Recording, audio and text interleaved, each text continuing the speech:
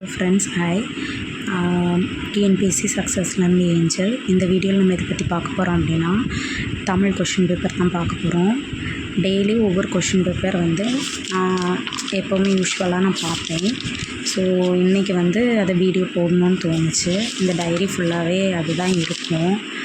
ஆமாம், கிஷோபா அகாடமியில் உள்ள கொஷின்னு, அப்புறம் நான் கொஞ்சம் நோட்ஸ் எடுத்தது, அதுக்கப்புறம் இன்னொரு நோட்டில் அதை தனியாக எழுதி வச்சுருக்கேன்.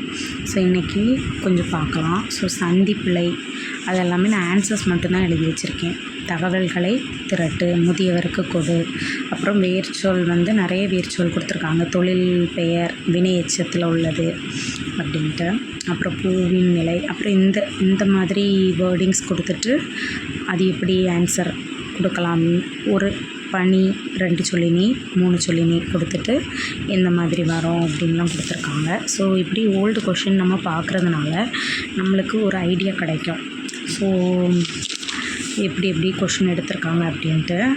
ஸோ இதோட பிடிஎஃப் நான் என்னுடைய டெலகிராம் சேனலில் கொடுக்குறேன். கண்டிப்பாக நீங்களும் பார்த்து பயன்பெறுங்க.